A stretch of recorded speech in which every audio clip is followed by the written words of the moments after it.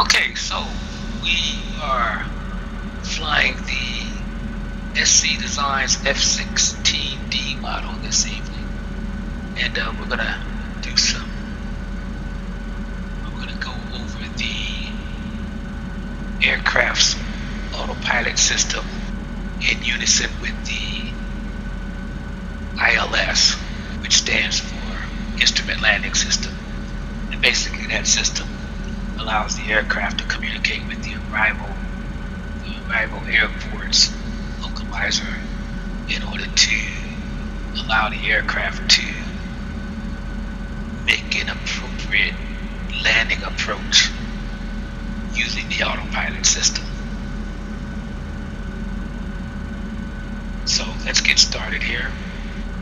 First thing we're going to do is load our avionics up, and in order to do that, let's pull up our electronic flight bag here, clear out any previous information entered. And so I'm flying on Microsoft Flight Simulator 2024 on a PC, and I'm accessing the flight simulator through the Xbox app. So these procedures are for that setup. So let's go to the bottom of the flight planning page on the EFB, which is the electronic flight bag provided by Microsoft to make things easier for us. And we're going to input the arrival airport, Phoenix Sky Harbor. We're going to use runway 26, which is already selected for us. So add an approach procedure here right above that. We're not going to follow the flight plan. We're just going to input the coordinates for an ILS landing on ILS 26. So select ILS 26 here and hit the change procedure button. And she puts the ILS flight path right there on the screen here. And so we can send this information over to our avionics system by just send the avionics. Okay, we'll do it one more time just to make sure she takes. Okay, now let's go ahead and get rid of the flight path section on that and center this on our aircraft. Put it away for now. Use it later. Next, we're going to set this left side screen, which is currently on FLIR, the forward-looking infrared screen. I'm going to put that identical to our right side, the heading indicator, so that we don't have to go back and forth to reach these buttons. Got both sides there. Okay. Next we'll do the heading mode. Put that in manual, down position, and then we'll pull up our aircraft computer control panel here with this button right between the ejection seat there, in front of the ejection D handle. And the first thing we want to do is load our over at Phoenix Sky Harbor, because we're flying out of Luke Air Force Base, and we're going to land over at Phoenix Sky Harbor International. So we want to load up Phoenix's or Sky Harbor's frequency, the localizer frequency, so that the aircraft can talk to that runway localizer and bring the aircraft in on autopilot. So that is 1.75, and that's for every runway over there. Put that into the nav 1 position here. Top button on the left side. You see that we got that data loaded into the flight computer. Now let's go to menu. This is basically your flight computer's input pad here. So let's go to menu, go to autopilot section, And let's load our altitude that we're going to work with, 3,000 feet. And that is, put that in over here on the right side, second button down, altitude value. You can do that in the air, but I just want to put that in there so it lessens my work once I get up there. And then we'll set airspeed once we get the altitude going. We'll set our airspeed. We're going to start off at 300, work our way down to 210, and then 180 during the final approach, and finally 140. Getting close to that runway because 140 is a good landing speed for this aircraft. So make sure everything else is set. Landing gear light is on because we are in the evening time. So okay, let's go ahead and take off. We're going to release our emergency brake. And we have our regular brake system engaged with our rudder pedals. We'll spin them to about 50%. Release those brakes. And then get the throttle to about 80%. We're not going to do a full afterburner takeoff. And we're going to start rotating her. 135, 145. It's not very much wind, so we don't have to do very much rudder to keep her. So we're at 145, let's start rotating her up. And we'll get the landing gear up there.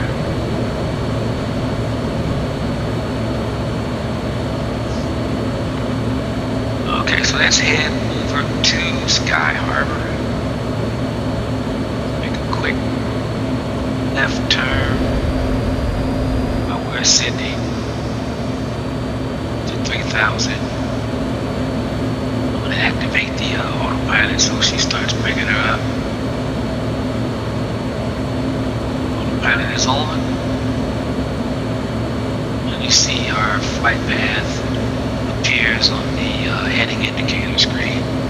The flight path guiding system for the ILS final approach.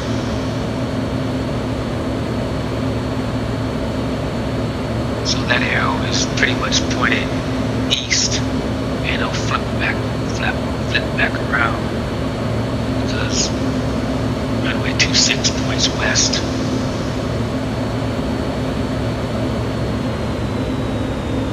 So I'm going to set speed to 500 just to get her over there. Make up some time. And you set that thrust value here, fifth button down on the right side once you get it input. So now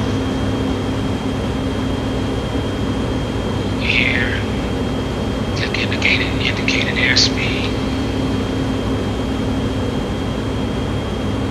So she put us at the current speed, so let's put that back in 500.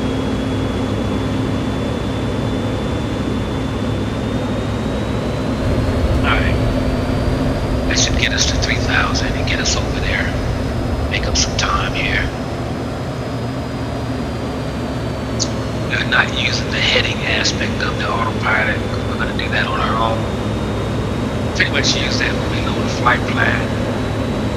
Just get close to your flight path of the flight plan and activate the heading system, and then the aircraft will start following your flight plan automatically. You can sit back and relax. So this is the rear view, the rear cockpit. See Sky Harbor's lit up, downtown Phoenix. Okay. There's our TV radio antennas there on South Mountain. Okay, let's create a little bit of space. We're gonna put a little bit of right of the flight path there. You'll see that flight path on our screen. That arrow will flip around in the opposite direction. Pretty much headed east. 26 is headed west. Okay, let's get our speed slowed down to 300.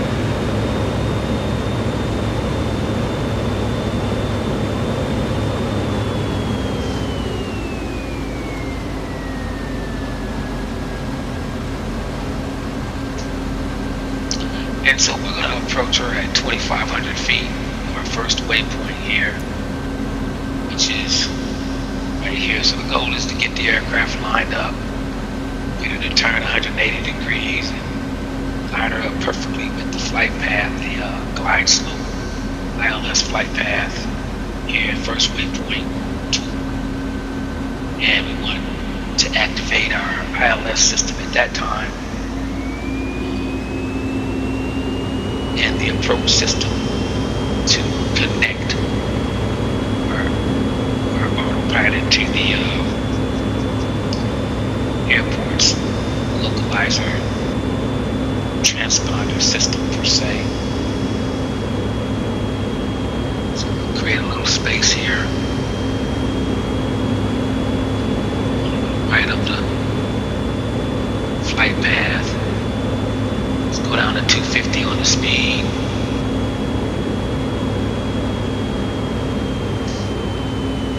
Punch that in. So now she's slowing to 250.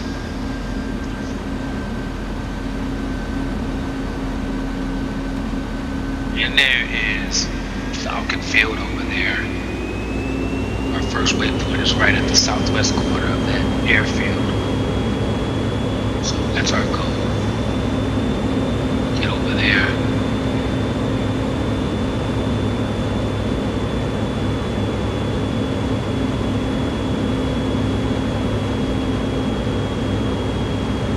And we'll get her down to 2,500 on the autopilot during the turn. Let's get that waypoint behind us a bit so we don't have to make such a sharp turn there.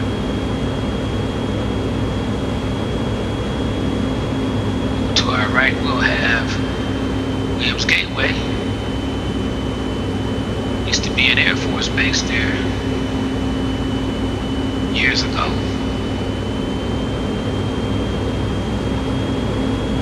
I'm retired Air Force, by the way, so maintainer by trade, retired as a maintenance superintendent, EH Senior Master Sergeant. I fly fighters mostly in Microsoft because the fighter pilots, they were my hero. They were my heroes, so I've gone up in the F-16 a few times on incentive flights for doing well. Flew over the Grand Canyon. They put me in the back seat. So I got a feel for what it feels like, and now best thing I could do is stay on this simulator and fly these fighters in the simulator. Okay, so let's start our turn here. Take our speed down to 210 so we have time to set things up. Okay. Want to bring her on around. Get her lined up. Goal is to get that transponder system. Take the altitude down to 2,500.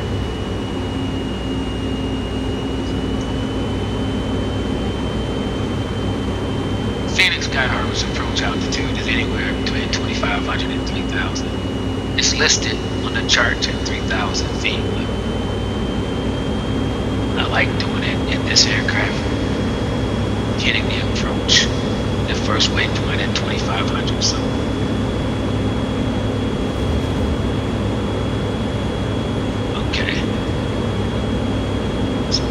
Lined up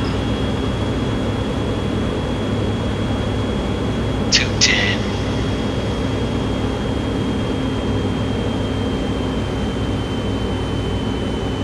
And bring her over here a bit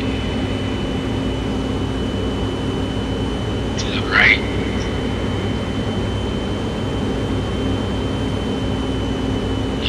have her headed at 260 when we hit that waypoint. In the meantime, I'm going to activate the ILS system. So I get it close to 2.6, okay. So let's keep it right there. 26.2. Pull this down. And it's click this button over here on the left side of the heading indicator screen. It puts our ILS, activates our ILS, puts that information up on the HUD. And then we'll come over here and we want to activate our approach system. Click that on. And now she should be talking to the localizer. Let's put our landing gear down. Wait a bit for landing gear.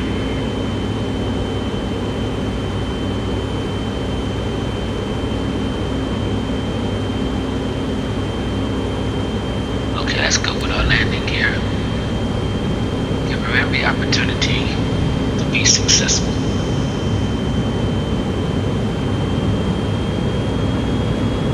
And we'll bring speed to 180 and eventually down to 140, which is the ideal landing speed.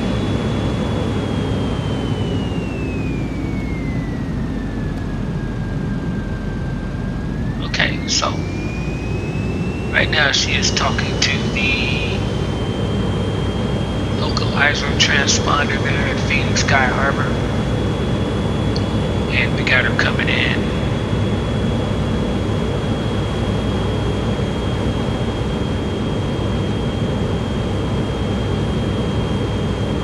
Back seat there. There's Scottsdale over there.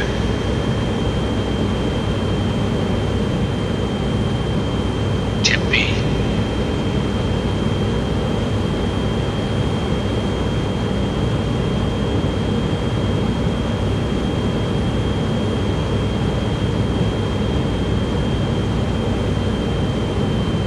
Let's take speed down to 140.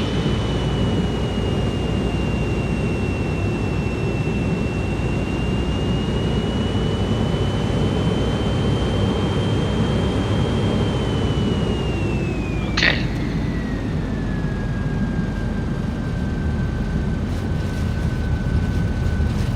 So we got the runway right there in front of us.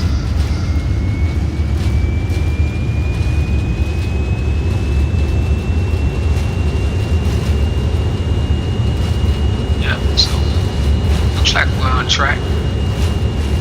The runway is sitting right up there.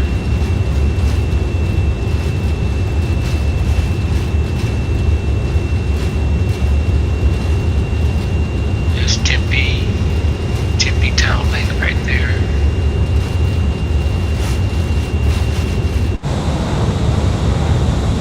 To the outside, let you see that.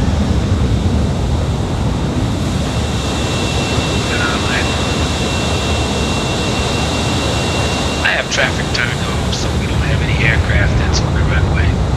Because again, we didn't use the flight paths, we're not calling her an ATC.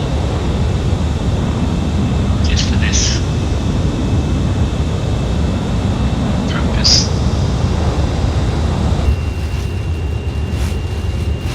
So when the aircraft starts to veer downwards is when I'm going to take over. I'm just going to turn autopilot off, give her a little burst of speed, try to keep that angle here. You see that landing indicator is sitting perfect at the green indicator that says we're doing well.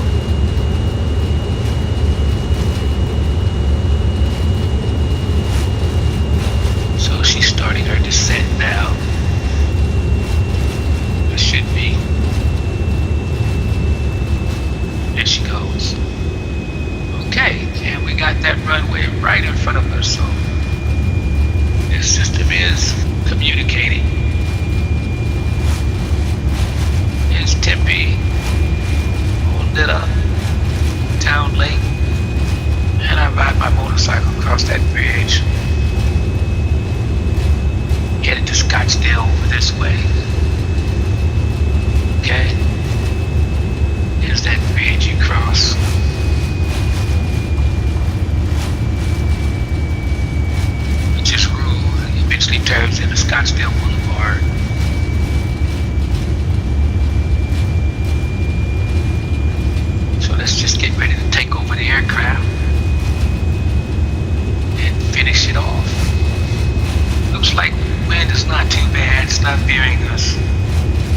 I shouldn't have to rudder very much.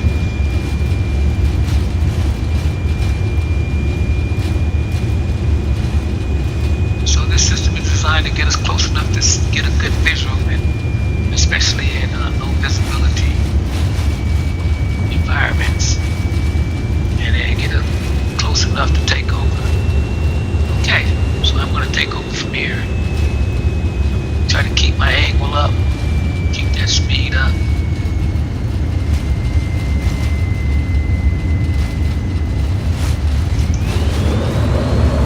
Give a burst of speed there.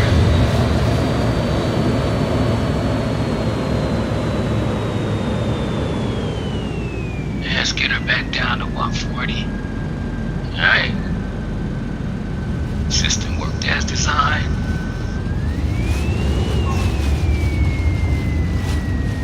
Bring her down.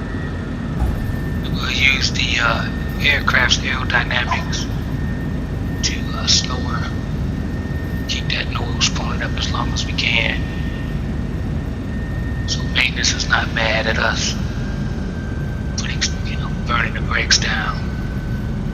And let's activate speed brakes. Let's see if we can get her to slow on her own before we get to the end of that. We'll give her a little assistance with the brakes there. Kind of overshot a bit. Okay, so I kind of left her up a bit too long before I activated the brakes, but that's okay. We still made it in time to get off the runway.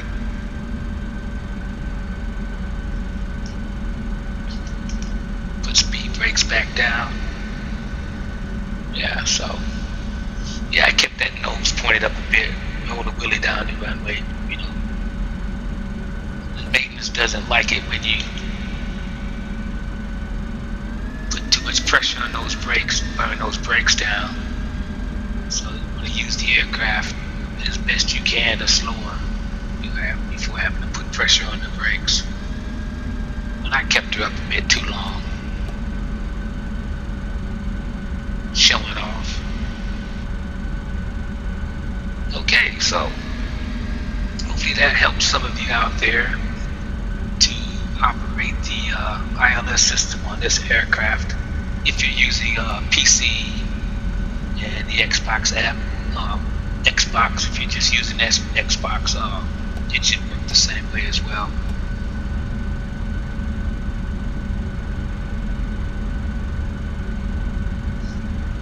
It's a bit different from the tutorials that I see on YouTube, where it's there on Microsoft Flight Simulator 2020. Things have changed a bit, and a lot of those guys are using Steam, which I'm kind of hooked on the Xbox app because I like using the Xbox controller along with the mouse and my Hodis One flight stick system, rudder pedals, all of that in combined. I have all the aircrafts that I fly. I have the different controls programmed to my controls on the Hodis One. So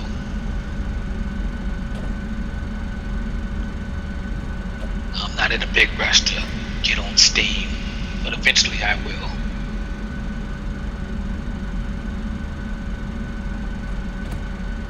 They say that you can program the Xbox controller on Steam too.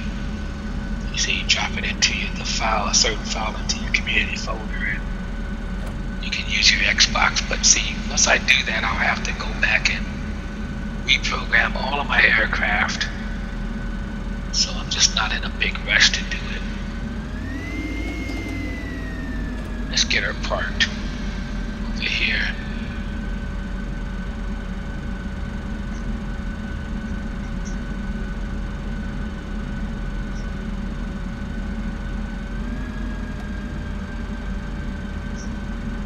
For some reason my high nose wheel steering has been getting deactivated.